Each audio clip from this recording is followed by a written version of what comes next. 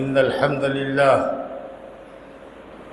نحمده ونستعينه ونستغفره ونعوذ بالله من شرور أنفسنا ومن سيئات أعمالنا من يهده الله فلا مضل له ومن يضلل فلا هادي له وأشهد أن لا إله إلا الله وحده لا شريك له وأشهد أن محمدًا عبده ورسوله يا أيها الذين آمنوا اتقوا الله حق تقاته ولا تموتن إلا وأنتم مسلمون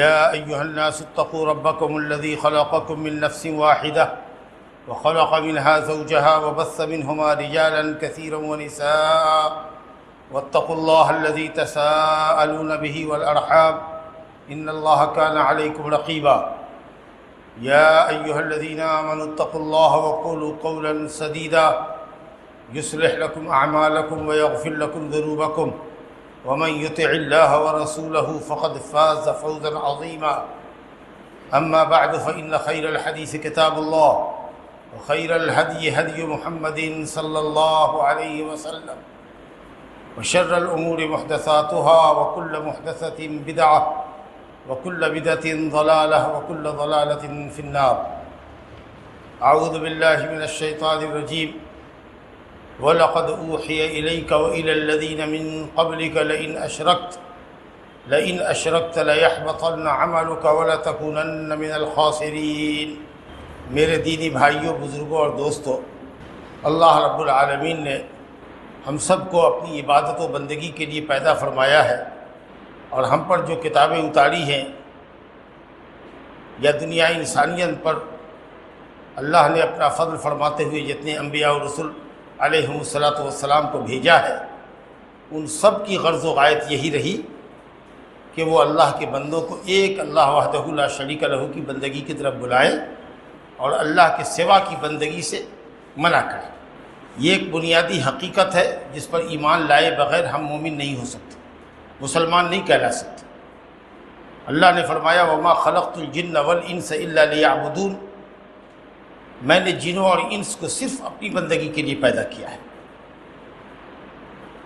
اگر کوئی شخص اللہ سبحانہ و تعالیٰ کی بندگی کے ساتھ دوسرے کی بھی بندگی کرتا ہے، جو چیز اللہ سے مانگنی چاہیے وہی چیز وہ دوسروں سے بھی مانگتا ہے، بزرگوں سے بھی مانگتا ہے، زندوں سے مانگتا ہے، مردوں سے مانگتا ہے، جیسے اولاد ہے، صحت ہے، روزی ہے، تو گویا کہ وہ اپنی پیدائش کے مقصد کے خلاف کر رہا ہے۔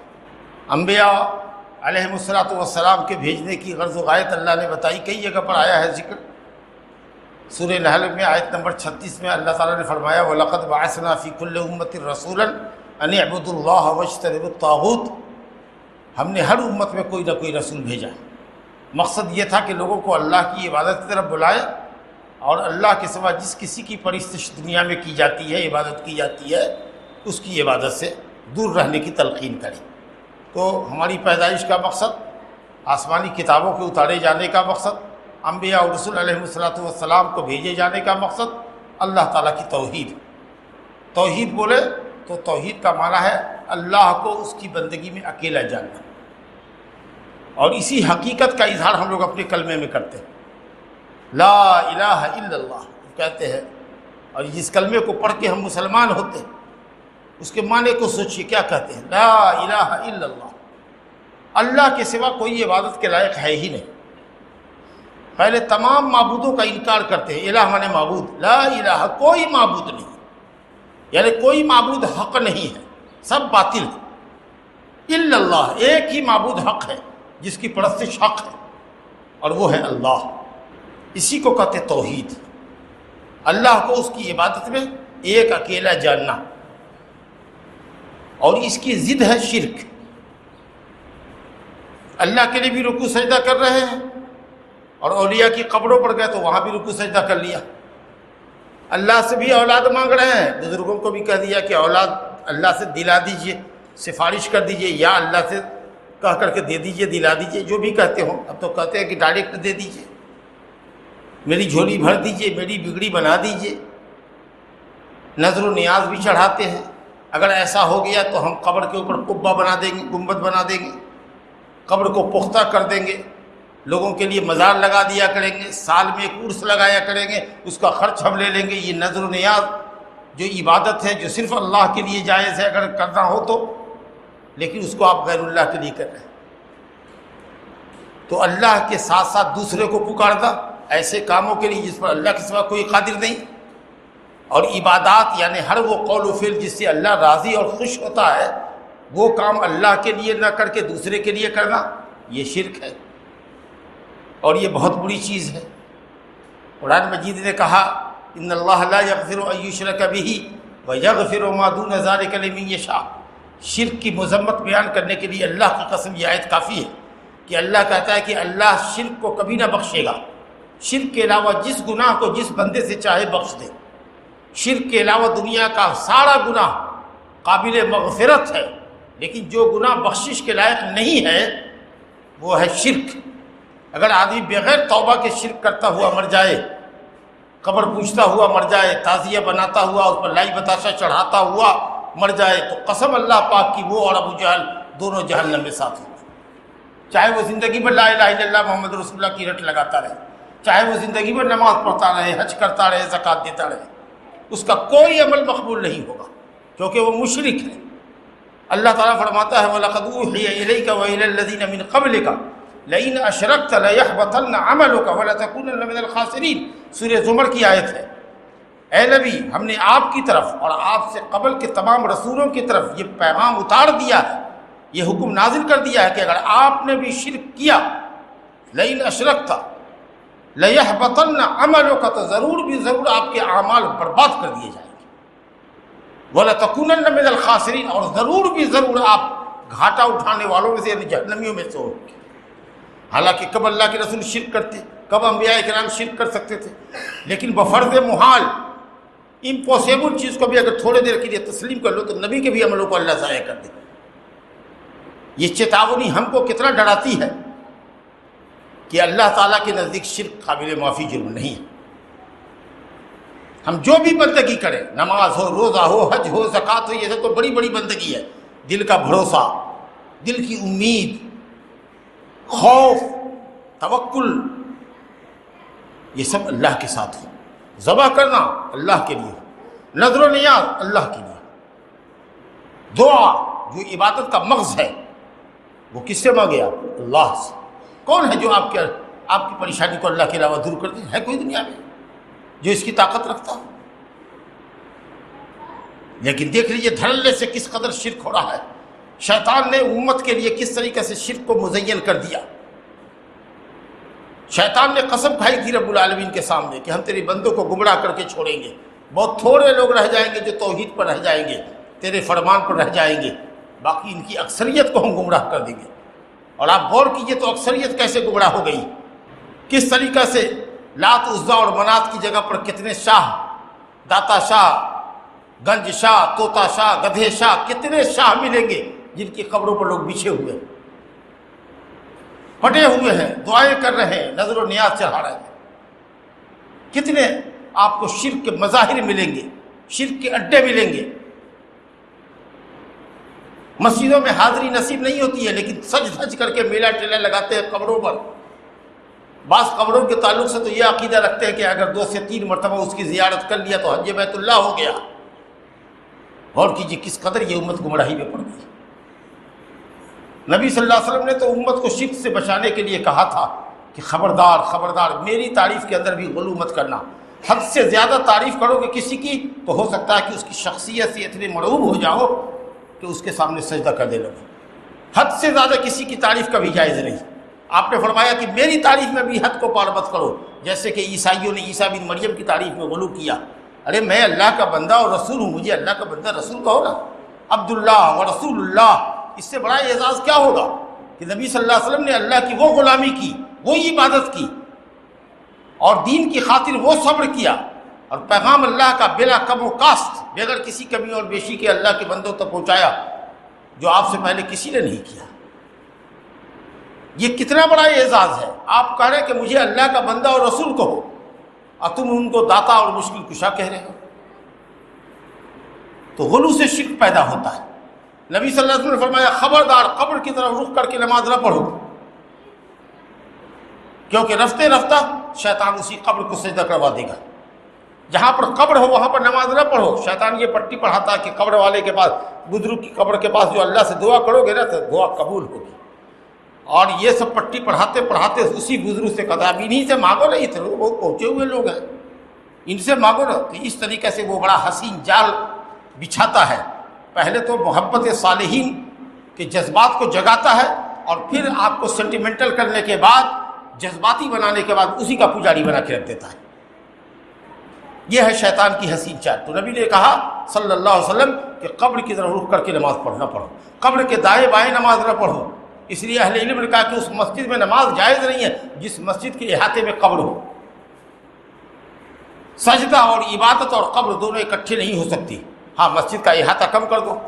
اگر مان لو کہ کسی زمانے میں کسی نے بے وقوفی میں، لا علمی میں، اگر قبر کے کسی کونے میں کسی آدمی کو، مسجد بنانے والے کو دفن کر بھی دیا ہے تو مسجد کو چھوٹی کر دو، اور نہیں تو پھر اس کو کھدائی کرو قبر کو، اور جو ہڈی وڈی نکلے، نیچے کی جو مٹی نکلے، اس کو لے کر کے عامۃ المسلمین کے قبرستان میں ایک کفن کے اندر، کپڑے کے اندر، 2 میٹر کپڑے کے اندر ہڈیوں کو لپیٹ کر کے اور اندر کی مٹی کو لے جا کر کے قبرستان میں دفن کر دو۔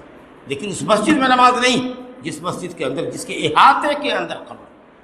یہ دیوار ہے، دیوار کے باہر رہے، لیکن دیوار کے اگر اندر آتا ہے وہاں تک، وضو خانے تک، جو مسجد کا احاطہ ہے، تو اس مسجد میں صحیح قول یہ ہے کہ اس مسجد میں نماز نہیں ہے۔ یہ کیوں کہا آپ نے؟ تاکہ لوگ شرک سے بچیں، قبر پرستی سے بچیں۔ نبی صلی اللہ علیہ وسلم نے کہا کہ جس وقت سورج نکل رہا ہو، سورج ڈوب رہا ہو، نماز نہ پڑھو، کیونکہ سورج کے پجاری اس وقت سورج کو سجدہ کرتے ہیں، تمہاری مشابہت ان سے نہ ہو۔ نبی صلی اللہ علیہ وسلم نے تو یہاں تک فرمایا کہ کوئی یہ نہ کہے کہ اللہ چاہے اور آپ چاہیے، کیونکہ جب مخلوق کو اللہ کے ساتھ ملا کے بولو گے اللہ اور آپ، تو برابری کا شبہ ہوگا۔ یہ کہو اللہ چاہے پھر آپ چاہیے، یا صرف کہو کہ صرف اللہ چاہے گا تو ہوگا۔ کل ما شاء اللہ وحدہ، صرف اللہ چاہے، اور اگر کہنا بھی ہو تو کہو اللہ چاہے پھر آپ چاہیے، دین یو، آپ کا چاہنا اللہ کے چاہنے کے بعد ہوگا، اللہ کے ساتھ نہیں آپ چاہ سکتے۔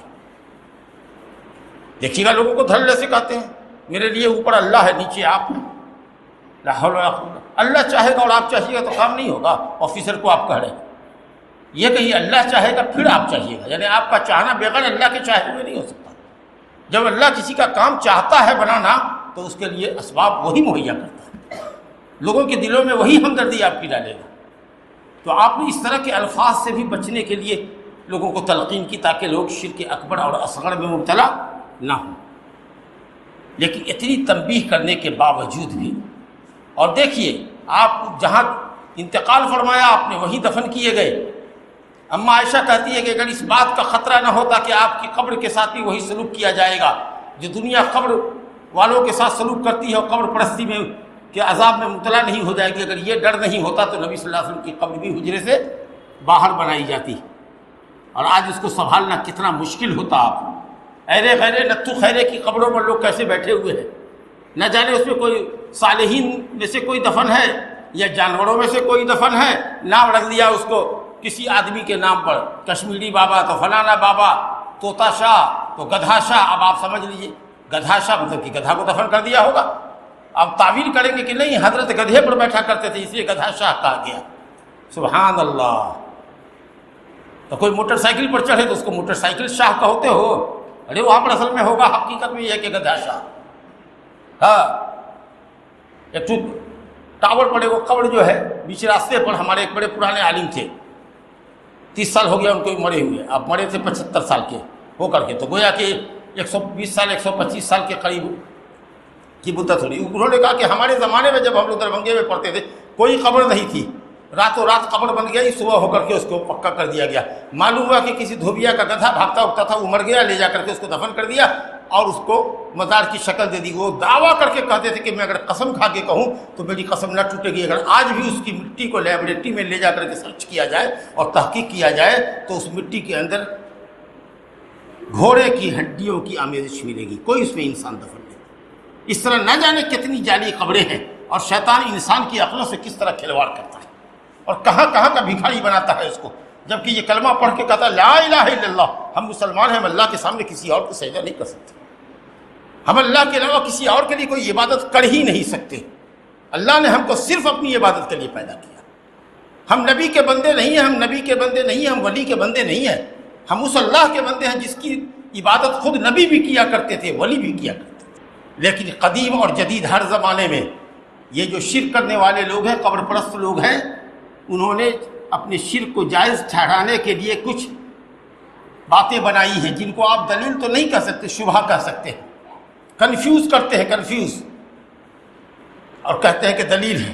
اب مثال پر دیکھیے، مکہ کے مشرکین کو جب نبی صلی اللہ علیہ وسلم نے کہا کہ آؤ ایک اللہ کی بندگی کی طرف، ایھا الناس قولوا لا الہ الا اللہ تفلحوا، اے لوگوں کہو اللہ ایک ہے، وہی معبود ہے، کامیاب ہو جاؤ گے۔ تو مشرکین نے کہا کہ ارے نہیں بھائی، اس کلمے کو پڑھنے کا مطلب یہ ہے لا الہ، تمام معبودوں کا انکار کرنا ہوگا۔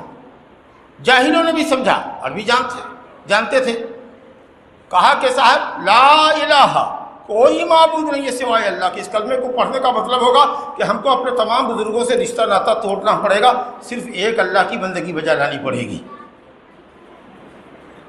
لہذا ہم یہ کام نہیں کر سکتے، ہم یہ کلمہ نہیں پڑھ سکتے، ہم اپنے بزرگوں کو نہیں چھوڑ سکتے۔ کتنا صاف انداز تھا ان کا، لیکن آج دیکھ لیجیے لوگ کلمہ بھی پڑھ رہا ہے اور قبروں پر سجدہ بھی کر رہا ہے۔ واہ فرمائیے، مشرکین، جاہل مکہ کے مشرکین نے کہا کہ یہ کلمہ چاہتا کہ صرف ایک اللہ کی بندگی کرو، یہ ہم سے نہیں ہوگا، ہم اپنے بزرگوں کو نہیں چھوڑ سکتے، لہذا یہ کلمہ نہیں پڑھیں گے۔ وہ جانتے تھے کہ کلمہ پڑھیں گے کہ اللہ کے سوا کوئی عبادت کے لائق نہیں، اور پھر ہم دوسرے تیسروں کے آستانوں پر بھی جائیں گے تو یہ تو بڑی منافقت ہوگی، قول کچھ عمل کچھ نہیں، بھائی یہ ہم سے نہیں ہوگا، ہم نہیں پڑھیں گے۔ آج ہم پڑھ بھی رہے ہیں اور غیر اللہ کے سامنے سجدہ بھی کر رہے ہیں، تو ہم سے تو کہیں اچھے وہ مشرک تھے جنہوں نے کلمے کا انکار کر دیا، آپ تو کلمہ بھی پڑھ رہے ہیں اور شرک بھی کر رہے ہیں۔ کہا جاتا تھا بھائی کیوں نہیں اللہ تعالیٰ کی بندگی کرتے ہو، ایک اللہ کی پرستش کرو، تو مشرکین کا شبہہ دیکھیے، دلیل بنا کے پیش کرتے ہیں، کہتے ہیں انا وجدنا آباءنا علی امۃ وانا علی آثارہم مقتدون، ہم نے اپنے باپ دادا کو ایک طریقے پر پایا ہے کہ وہ کچھ معبودوں کی پرستش کرتے تھے، جیسے لات، عزا، بنات، حبل، یہ سب جو بت تھے، جیسے ہم لوگوں کے یہاں بھی داتا شاہ، گنج شاہ، فقیر شاہ، گدھے شاہ، کتنے شاہ ہیں نا، غوث العظم، کتنے غوث العظم ہیں، مددگار، اللہ غوث العظم ہے، کتنے مددگار بنا لیے ہیں لوگوں نے۔ تو اسی طریقے سے ان کے یہاں بھی معبودوں کے نام تھے۔ کہا کہ ہم نے اپنے باپ دادوں کو ایک طریقے پر پایا ہے، اسی طریقے پر، اور ہم اپنے باپ دادوں کے طریقے کی پیروی کرنے والے ہیں۔ اگر ان سے پوچھئے کہ ایک اللہ کی بندگی کیوں نہیں کرتے ہو تو کیا دلیل دے رہے ہیں کہ ہم نے باپ دادا کو پایا ہے شرک کرتے ہوئے، اس لیے کہ یہ کوئی دلیل ہوئی؟ یہ مناظرہ اور بحث کے اندر، علمی بحث کے اندر یہ دلیل ہوگی کہ ہم نے باپ دادا کو پایا ہے؟ دلیل لاؤ نا۔ اللہ تعالیٰ نے رد کیا، فوکس دکھایا، اولو کان آباؤہم لا یعلمون شیئا ولا یہتدون، اولو کان آباؤہم لا یعقلون شیئا ولا یہتدون، چاہے تمہارے باپ دادا عقل سے اور علم سے محروم ہی کیوں نہ رہے ہوں، تمہارے باپ دادا جاہل رہے ہوں، گمراہ رہے ہوں، تب بھی انہی کی بات مانو گے؟ ارے باپ دادا کی پیروی وہاں کی جاتی ہے جہاں باپ دادا عالم ہو، دین پر ہو، عقیدہ اچھا ہو، عمل اچھا ہو، تو نیک باپ دادا کی پیروی تو اچھی بات ہے۔ حضرت یوسف علیہ السلام قید خانے میں ہیں تو قید کے 2 ساتھیوں کو توحید کا آواز سنا رہے ہیں، اور اس موقع پر کہا وَاتَّبَعْتُ مِلَّةَ آبَائِي ابراہیم واسحاق ویعقوب ما کان لنا ان نعبد من دون ما کان لنا ان نشرک باللہ شیئا، اللہ واتبعت ملة آبائی ابراہیم واسحاق ویعقوب ما کان لنا ان نشرک باللہ من شیء ذلک فضل اللہ علینا ذلک فضل اللہ علینا الی آخر الآیہ، کہ میں نے اپنے باپ دادا کی دھرم کی ملت کی پیروی کی ہے۔ کون ہمارا باپ دادا؟ ابراہیم، اللہ اکبر، امام الموحدین، ان کا بیٹا اسحاق، ان کا بیٹا یعقوب، یہ سب انبیاء کرام ہیں، ان کی ملت کی پیروی کر رہا ہوں۔ ہمارے لیے جائز نہیں ہے کہ ہم اللہ کے ساتھ کسی کو شریک ٹھہرائیں۔ تو باپ دادا کی پیروی اچھی کب ہوتی ہے؟ جب باپ دادا حق پر ہو، توحید پر ہو، سنت کی راہ پر ہو۔ باپ دادا جاہل گنوا رہا ہے، بے عقل رہا ہے، بدھ کے سامنے سجدہ کرتا تھا، سانپ کو نمن کرتا تھا، تو سورج کو پوچھتا تھا، تو ندی کو پوچھتا تھا، تو پیڑ کے سامنے جھک جاتا تھا. تو کیسا بے عقل ہے جو ان چیزوں کو معبود سمجھتا ہے اور اپنی بلند پیشانی ان کے سامنے جھکاتا ہے؟ تو یہ ایک دلیل ہوتی تھی جو دلیل نہیں ہے، محض حماقت اور بے وقوفی.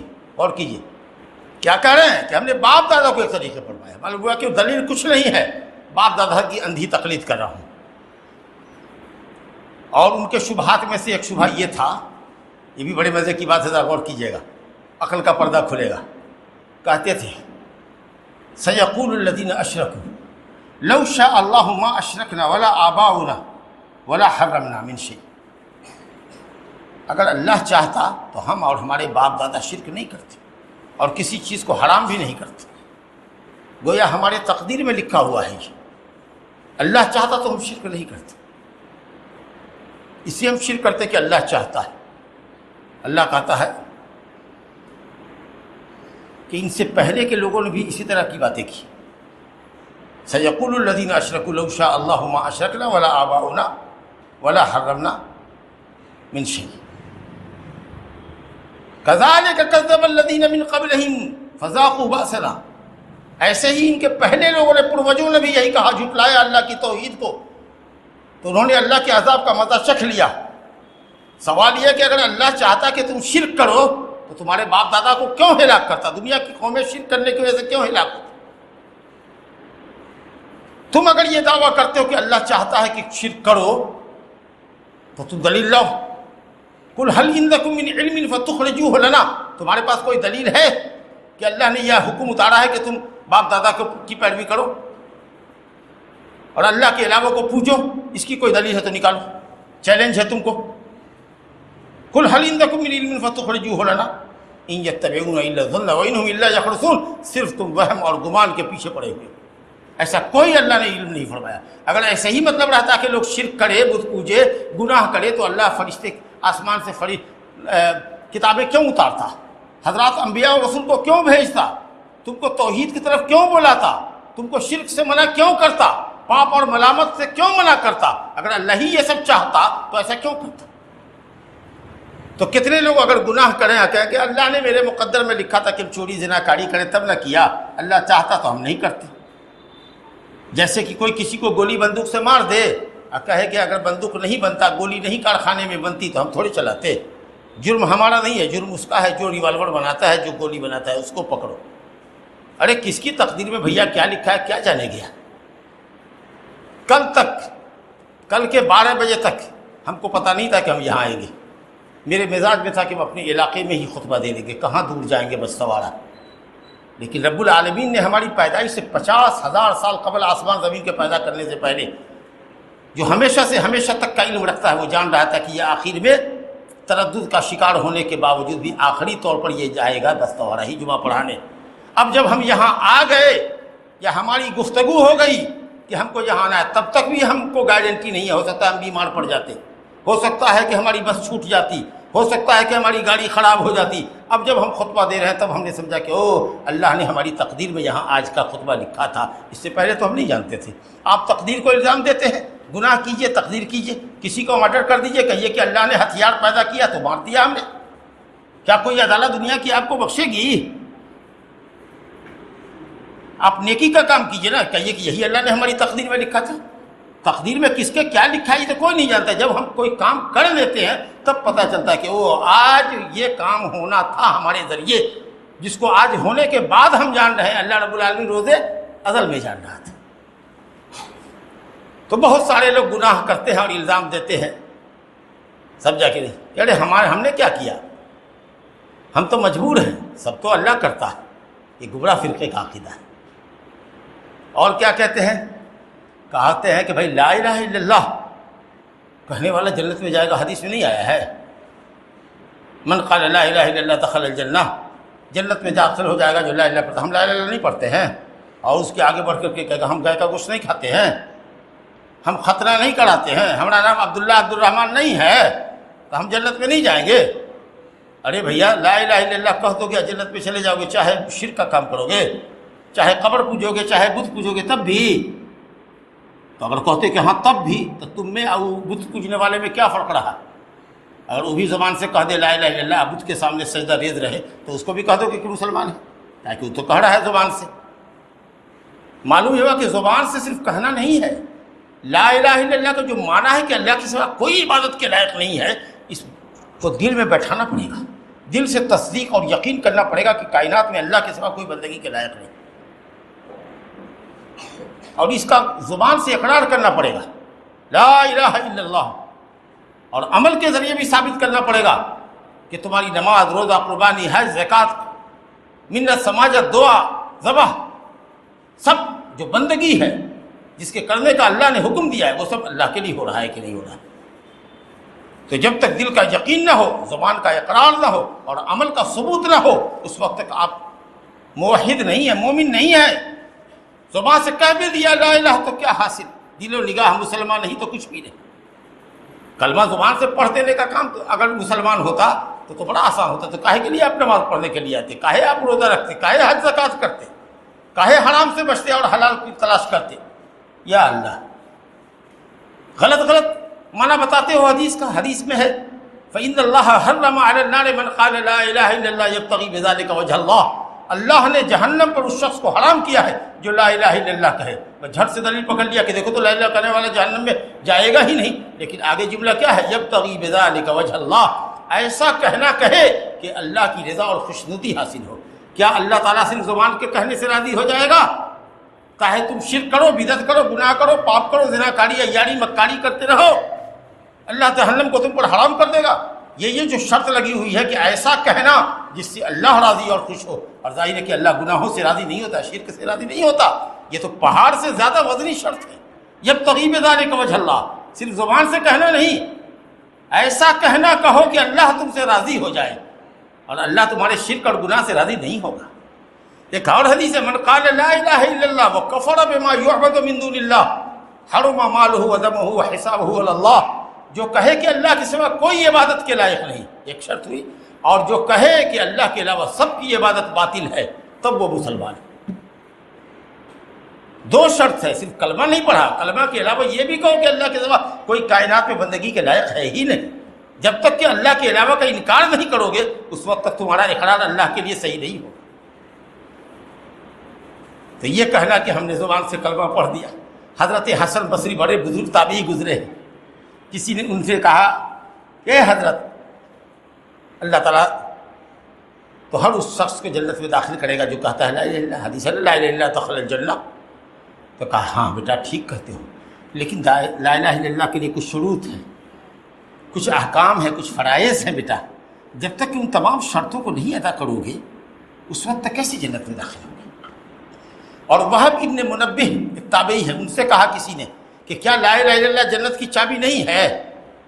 الیس لا الہ الا اللہ مفتاح الجنہ، امام بخاری نے اس قول کو نقل کیا ہے کہ کیا لا الہ الا اللہ جنت کی چابی نہیں ہے؟ تو لا الہ پڑھتے ہیں، ارے اس کے آگے گوشتوں کھاتے ہیں، خطروں کیے ہوئے ہیں، مسلمان کے گھرانے میں پیدا بھی ہوئے ہیں، عبداللہ عبد الرحمن ناموں رکھا ہے، کتنا مسلمانی کا علامت ہمارے اندر پایا جاتا ہے۔ تو انہوں نے کہا کہ لا الہ الا اللہ جنت کی چابی تو ہے، لیکن چابی کے اندر گھاٹ بنا ہوتا ہے، جب تک گھاٹ نہ ہو کوئی تالا نہیں کھلتا، جس کو دانت کہتے ہیں، چابی میں دانت ہوتا ہے۔ لا الہ الا اللہ سپاٹ چابی ہے، اس سے تالا نہ کھلے گا جب تک میں گھاٹ نہ ہو، اور گھاٹ کیا ہے؟ وہی عمل ہے۔ شرک سے بچو اور نیکی کا کام کرو، تب جا کر کے چابی گھاٹ والی ہوگی، تب جنت کے اوپر جو پڑا ہوا تالا ہوگا وہ تمہارے لیے کھل جائے گا۔ اور شبہات میں سے ایک شبہ ان کا کیا ہے؟ وہ یہ کہتے ہیں، شرک کرنے والے، قبر پوجنے والے کہتے ہیں کہ یہ امت محمدیہ شرک کر ہی نہیں سکتی، امت محمدیہ کبھی شرک کر ہی نہیں سکتی، یہ کچھ لوگوں کا دعویٰ ہے۔ اور یہ دعویٰ کون کرتا ہے؟ وہ کرتا ہے جو شرک کر رہا ہے، ورنہ بابا ابراہیم خلیل اللہ جو امام الموحدین ہیں، جنہوں نے اللہ کی توحید کی خاطر ہر طرح کی ستم، ہر طرح کا ظلم برداشت کیا ہے، آگ میں ڈالے گئے اور وہاں سے سلامتی کے ساتھ نکلے، گھر بار سے ان کو نکال دیا گیا۔ وہ حضرت ابراہیم کہتے ہیں رب وجنبنی وبنی ان نعبد الاصنام، اللہ ہم کو اور ہمارے بچوں کو صنم پرستی سے، اللہ کے علاوہ کی پرستش سے بچا لے۔ یہ ڈر ہے ابراہیم خلیل اللہ کو. تم کہتے ہو کہ اس امت میں شرک پیدا ہی نہیں ہو سکتا, ہم لا الہ الا اللہ کہنے والے لوگ ہیں. کیا بات کرتے ہیں آپ؟ صحیح بخاری مسلم کی روایت ہے, نبی صلی اللہ علیہ وسلم نے فرمایا لَتَتَّبِعُنَّ سُنَنَ مَنْ كَانَ قَبْلَكُمْ حَذْوَ الْقُذَّةِ بِالْقُذَّةِ. اور ایک روایت میں شبرن بشبر وذراعا بذراع حتى لو دخل جحر ذب لدخلتموه قالوا اليهود والنصارى یا رسول اللہ قال فمن. کہا کہ تم لوگ ضرور بھی ضرور اپنے سے پہلے امتوں کی, اپنے سے پہلی امتوں کی پیروی کرو گے, اپنے سے اگلی امتوں کی پیروی ضرور بھی ضرور کرو گے, بالکل برابر سرابر کرو گے, ایک دم ہو بہو 100% پیروی کرو گے.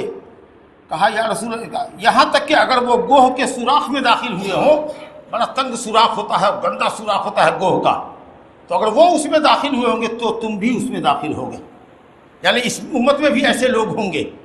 تو صحابہ نے کہا یا رسول اللہ کون؟ یہود و نصارہ, ان کی بات کر رہے ہیں, ہم ان کی پیروی کریں گے. تو کہا فمن, تب کون؟ اور یہود و نصارہ نے اپنے عالموں کی اور راہبوں کی پرستش کی. اس کا مطلب یہ ہے کہ اس امت میں بھی لوگ ایسے ہوں گے جو علماء کی اور راہبوں کی, عابدوں کی پرستش کریں گے, صالحین کی پرستش کریں گے. آپ کہتے ہیں امت میں شرک واقع نہیں ہوگا؟ حضرت ثوبان رضی اللہ عنہ سے روایت ہے, صحیح حدیث ہے, نبی کریم صلی اللہ علیہ وسلم فرماتے ہیں لا تقوم الساعة حتى يلحق حي من امتی بالمشرکین. اور ابو داؤد شریف میں روایت ہے قبائل من امتی بالمشرکین. قیامت قائم نہیں ہوگی جب تک کہ میری امت کے قبائل, ایک قبیلہ نہیں بہت سارے قبیلے, مشرکین سے جا نہ ملے. مشرکین سے جا نہ ملے کیا مطلب؟ مشرکین کے دین میں داخل نہ ہو جائیں, بت پوجنے نہ لگے. یا اسلامی ملک میں ہیں تو وہاں سے اسلامی ملک کو چھوڑ کر کے کافر ملک میں چلے گئے اور ان کے ساتھ رہتے رہتے ان کا دین دھرم اختیار کر لیا. آپ کیسے کہتے ہیں کہ شرک واقع نہیں ہوگا؟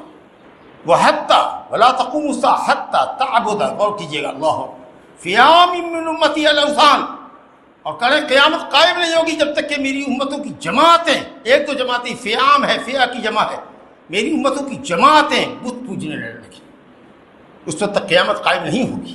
اس کا مطلب یہ کہ اس امت کی بڑی جماعتیں, ایک دو جماعتیں, فیام بہت سی جماعتیں, جماعت کثیرہ, بہت ساری جماعتیں بت پوجنے نہ لگے, اللہ کے علاوہ کو نہ پوجنے لگے. اس میں قبر کی پوجا بھی ہے, بازار کی پوجا بھی ہے, بت کی پوجا بھی ہے, پیڑ پودے کی بھی پوجا ہے, زندہ مردہ کی پوجا ہے. جب تک یہ نہیں ہوگا قیامت قائم نہیں ہوگی. اور ایک حدیث ہے, نبی صلی اللہ علیہ وسلم فرمایا لا تقوم الساعة, قیامت قائم نہ ہوگی حتی تضطرب علیات نساء دوس حول ذی الخلصہ, کہ قیامت قائم نہ ہوگی جب تک کہ قبیلہ اوس جو یمن کا قبیلہ تھا اس کی عورتوں کی کمر اور کمر کے نیچے کا جو سرین ہے وہ ذی الخلصہ, ایک جو بت تھا وہاں کا قبیلہ دوس کا بڑا بت تھا, اس کے سامنے نہ تھرکے. یہ عورتیں جب تک اس بت کے سامنے نہیں تھرکیں گی قیامت قائم نہیں ہوا. جیسے یہ پہلے کیا کرتی تھی اسی طریقے سے یہ ذی الخلصہ بت کے سامنے تھرکیں گی, یعنی اس کا طواف کریں گی. دھکا کیا ہوگا؟ تو ظاہر ہے کہ جب دھکا ہوگا طواف کرے گی تو عورت موٹی موٹی, آخر زمانے میں عورتیں بھی موٹی ہو جائیں گی, مرد سب بھی موٹا ہو جائے گا, آرام کا بیٹھ کے چکنا کھائے گا خالی چربی دار گوشت, تو کیا ہوگا؟ آخر زمانے کی علامت ہے کہ وہ تظہر فیہم السمن, لوگوں کے اندر موٹاپا ظاہر ہو جائے گا. تو جو طواف کرے گی دوڑ کر کے بت کے ساتھ سامنے, تو اس کی سرین حرکت کرے گی. تو دیکھو تو یہاں عورتیں بھی قبر پر جھمیا پار رہی ہے, حرکت کر رہی ہے, مردوا سب بھی حرکت کر رہا ہے, سجدہ کر رہا ہے, گھٹنا ٹیک کے دعا کر رہا ہے, شربت پلا رہا ہے, تو دیگ پکائے ہوا ہے, وہاں پر مٹھائیاں بانٹ رہا ہے. مزاری سب چلے گا, رکشا کے اوپر آئے, وہ الٹے چلے رہا ہوگا, الٹے پیچھے چلے گا, اور چادر پھیلائے ہوا ہے ہوگا پکڑوا, اور دے رہے ہو اس میں پیسہ, شرک کے لیے پیسہ دے رہے ہو. کہتے ہیں کہ شیطان, حدیث ہے نا, ان الشیطان, بخاری کی روایت ہے, قد ایسا ان یعبدہ المصلون فی جزیرۃ العرب. کہا نبی صلی اللہ علیہ وسلم نے کہ شیطان مایوس ہو گیا ہے کہ جزیرۃ العرب میں لوگ اس کو پوجے, اب مسلمان نمازی. کیا مطلب اس کا؟ کہ پورا جزیرۃ العرب کافر نہیں ہوگا, پورے جزیرۃ العرب کے لوگ شرک کریں گے ایسا نہیں ہے. وہ نا امید ہو گیا ہے کہ نہ یہاں لوگ نہ پوجیں گے. یہ شیطان کا ایک خیال ہے, ہو سکتا ہے صحیح بھی ہو غلط بھی ہو، سمجھا کہ یہ تو اس کا محض خیال ہے، وہ کوئی عالم الغیب تھوڑے تھا، اس نے ایک نا امیدی کا اظہار کیا جب دیکھا کہ جزیرۃ العرب میں تیزی سے اسلام پھیل رہا ہے، تو نا امیدی کر رہا کہ اب نہ بجھائے گا کہ یہاں پر شرک آوے گا، کہیں دیکھیے گا اہل حق کی تعداد خوب بڑھ رہی ہے تو جو اہل بدعت ہوگا لگتا ہے یہ سب بڑھ گئے لوڑے، قرآن حدیث والا سب بہت تیزی سے بڑھ رہا ہے، اب ہمارے سب کا خیر نہیں ہے، یہ نا امیدی ہے، یہ اس نے اپنا خیال ظاہر کیا۔ اس کا یہ مطلب نہیں کہ جزیرۃ العرب میں کوئی بت نہ پوجے گا اور کوئی شرک نہ کرے گا، پہلے بھی بتوں کی پوجا ہوئی ہے، پیڑ کی پوجا ہوئی ہے، قبروں کی پوجا ہوئی ہے، قبر پر قبے رہے ہیں، اور آخر زمانے کے اندر بھی وہ سب ہو جائے گا۔ کیا آپ کہتے ہیں؟ اب آپ ہی نے تو سنا ہوگا کہ کہیں کہیں کسی ملک کے اندر جو ہے سو مندروں کے لیے بھی زمین بک رہی ہے، دی جا رہی ہے، مندروں بننے کی بھی اجازت ہے۔ اگر یہ خبر صحیح ہے تو اس کا مطلب یہ کہ یہ سب کام ہوگا، سمجھا نا؟ تو یہ بات آپ کیسے کہہ سکتے ہیں کہ جزیرۃ العرب میں شرک نہیں ہوگا؟ ہاں، پورا جزیرۃ العرب شرک نہیں کرے گا، پوری دنیا کے مسلمان شرک نہیں کریں گے، لیکن ایسا بھی نہیں ہے کہ کہیں کا کوئی مسلمان شرک نہ کرے گا۔ ہم لوگ تو اپنی آنکھوں سے دیکھ رہے ہیں کہ ہزاروں نہیں لاکھوں قبر تو خود ہندوستان میں ہوگی جہاں لوگ پوج رہے ہیں، جھک رہے ہیں، سجدہ کر رہے ہیں، چڑھاوا چڑھا رہے ہیں اور اس قبر والے سے مانگ رہے ہیں۔ آپ کیسے کہتے ہیں کہ اس امت کے اندر شرک پیدا نہیں ہوگا؟ اسی طریقہ سے کہتے کیا ہے کہ ارے بھائی اولیاء کرام کی فضیلت مانتے ہو کہ نہیں مانتے ہو؟ کیسے مسلمان ہو جو اولیاء کرام کو نہیں مانتے؟ قسم اللہ کے اولیاء کرام کو ہم مانتے ہیں۔ اولیاء کرام کا ہے کون؟ کون ہے اللہ کا ولی؟ قرآن کہتا ہے الذین آمنوا وکانوا یتقون، اللہ کا ولی وہ ہے جو اللہ پر ایمان لاتا ہے اور ایمان کے تقاضے کو پورا کرتا ہے، نیک عمل کرتا ہے۔ جو جتنا بڑا پکا مومن ہوگا، جس کے دل میں ایمان جتنا مضبوط ہوگا اور ایمان جس کی زندگی میں جتنا رواں دواں ہوگا، اسلام کے مطابق جتنی زندگی گزار رہا ہوگا، وہ اتنا بڑا مومن متقی ہوگا، وہ اتنا بڑا اللہ کا ولی ہوگا۔ ہر مومن متقی اللہ کا ولی ہے، اس میں درجہ ہے۔ تو قرآن نے کہا ہی کہ اولیاء کرام کو کوئی خوف نہیں، تم اللہ کے ولی بنو، اور جن کو تم اللہ کا ولی کہتے ہو ان کا جو طریقہ تھا اس طریقے کی پیروی کرو۔ اس کا یہ مطلب تھوڑی ہے کہ اولیاء کرام کے ساتھ غلو کرو کہ ان کی قبروں پر جا کے بچھ جاؤ، اور عبادت جو اللہ کا حق ہے وہ ان ولیوں کے لیے کرو۔ تم کو نہیں معلوم ہے کہ دنیا میں شرک کیسے پھیلا؟ قوم نوح میں یہ ود، سوا، یغوث، یعوق، نصر، یہ پانچوں علماء بزرگان تو تھے، انہی کی محبت میں غلو کرنے کی وجہ سے شیطان نے قوم کو کہا کہ ان کے ذریعے سے اللہ سے مانگو۔ اولیاء کرام کا احترام کرو، ان کی اچھی باتوں کو مانو، ان کے طریقے پر چلو جو طریقہ قرآن حدیث سے میل کھاتا ہے۔ خود مومن بنو، متقی پرہیزگار بنو، اللہ کے ولی بنو گے۔ لیکن ولی بننے کا یہی مطلب ہوتا ہے کہ ہم اولیاء کرام کو اللہ کا درجہ دے دیں، علماء کرام کی عزت کریں، ہم پر واجب ہے۔ لیکن کیا علماء کرام کو نبی کا درجہ دے دیں کہ اگر کسی مولوی کی بات قرآن حدیث کے خلاف ہو تب بھی اس مولوی کی بات مانیں؟ اسی یہ بات بالکل غلط ہے۔ اولیاء کرام میں غلو نہیں کرنا۔ اور آخری بات یہ کہ لوگ کہتے ہیں کہ ہم جو جاتے ہیں قبروں پر، بھیا قبر والوں کو جو کچھ چڑھاوا چڑھاتے ہیں ہم ان کو سفارشی بناتے ہیں کہ آپ بزرگ ہیں، اللہ ہم گنہگاروں کی نہیں سنتا، آپ ہمارے لیے سفارش کر دیجیے، ہم ان کو سفارشی بناتے ہیں۔ غور کیجیے گا، یہ آخری پوائنٹ ہے۔ ایسا قبر پوجنے والے کہتے ہیں، میں اللہ کی قسم کھا کر اس ممبر سے کہہ رہا ہوں کہ اگر وہ یہی کرتے ہیں قبر پر جا کر کے کہ اے بزرگ اللہ سے دلوا دو، تم اللہ کے بزرگ بندے ہو، سفارش کر دو، اللہ دے دے، ہم تم سے نہیں مانگتے، تم ہماری حاجت نہیں پوری کر سکتے، آپ اللہ سے کہہ کے دلوا دو، اگر یہی عقیدہ لے کے جاتے ہو تو قسم خدا کی مشرک ہو، کیونکہ یہی کفار مشرک کرتے تھے، مشرکین کرتے تھے۔ مکہ کے مشرکین کے متعلق سورہ زمر آیت نمبر 3 پڑھو جا کر کے، 24واں پارہ، اللہ فرماتا ہے والذین اتخذوا من دونہ اولیاء، جن کو بھی یہ اللہ کے علاوہ کارساز سمجھتے تھے ان کے پاس جا کر کے نظر و نیاز چڑھاتے تھے، پوچھا جاتا تھا کیوں ایسا کر رہے ہو، تو کہتے تھے ما نعبدہم الا لیقربونا الی اللہ زلفیٰ، ہم یہ ایسا اس لیے کر رہے ہیں کہ یہ بزرگان دین اللہ کے پاس ہم کو قریب کر دیں۔ بس منسٹر کو اس لیے پکڑے ہوئے ہیں کہ یہ سی ایم کے پاس لے جائے، پی ایم کے پاس لے جائے، بس بغیر سفارش کیے ہوئے، بغیر چپراسی کو پکڑے ہوئے، بغیر منتری سنتری کو پکڑے ہوئے چلے جاؤ گے پی ایم کے پاس۔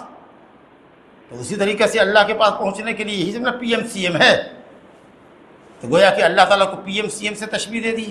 جو اللہ کہتا ہے ادعونی استجب لکم، مجھے پکارو نا میں تمہاری پکار کو سنوں گا۔ لا الہ الا اللہ۔ میرے بندے پوچھتے ہیں کہ اللہ کہاں ہے؟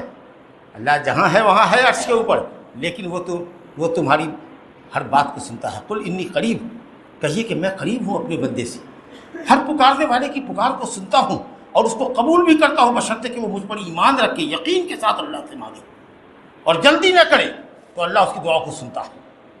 تو اللہ عرش کے اوپر ہے، سات آسمان کے عرش کے اوپر ہے، لیکن اس کا علم ہر جگہ ہے، وہ ہر بندے کو دیکھ رہا ہے، جان رہا ہے، سن رہا ہے کہ کون کیا کہہ رہا ہے۔ سمجھا نا؟ تو سفارشی تو مکہ والے ہی بناتے تھے۔ وَيَعْبُدُونَ مِن دُونِ اللَّهِ مَا لَا يَضُرُّهُمْ وَلَا يَنفَعُهُمْ وَيَقُولُونَ هَؤُلَاءِ شُفَعَاؤُنَا عِندَ اللَّهِ، سورہ یونس کی آیت ہے کہ اللہ کے علاوہ جن کی یہ پرستش کر رہے ہیں، چڑھاوا چڑھا رہے ہیں، وہ ان کے نقصان اور نفع کے مالک نہیں ہے۔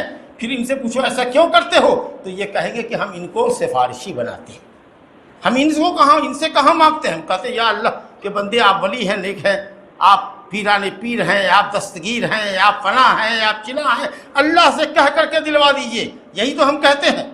اگر تم یہی کہتے ہو تو یہی تو مشرکین مکہ بھی کہتے تھے، پھر وہ مشرک ہوئے، جہنمی ہوئے، تم مسلمان کیسے ہوئے؟ چے جائے کہ جانے والا یہ کہتا ہے بھر دے جھولی میری یا محمد، تو ہی بھر دے، اے بابا تیرے دروازے سے خالی نہیں جاؤں گا، تو نے کتنوں کی مرادیں پوری کی ہے، ہماری بھی مراد پوری کر دے۔ یہ تو آپ ڈائریکٹ اس سے کہہ رہے ہیں، وہ لوگ تو کبھی اس کو نہیں کہتے تھے، وہ کہتے تھے کہ اللہ سے دلوا دے، آپ تو خود اس سے مانگ رہے ہیں۔ لیکن اگر صرف اتنا ہی کہیں کہ آپ اللہ سے دلوا دیجئے، تو اس اموات صالحین کی قبروں پر آپ کا کھڑا ہونا اور اس کو اپنے اور رب تعالیٰ کے درمیان واسطہ بنانا، جس کو شفاعت آپ کہہ رہے ہیں، وسیلہ کہہ رہے ہیں، قسم اللہ پاک کی یہ شرک ہے۔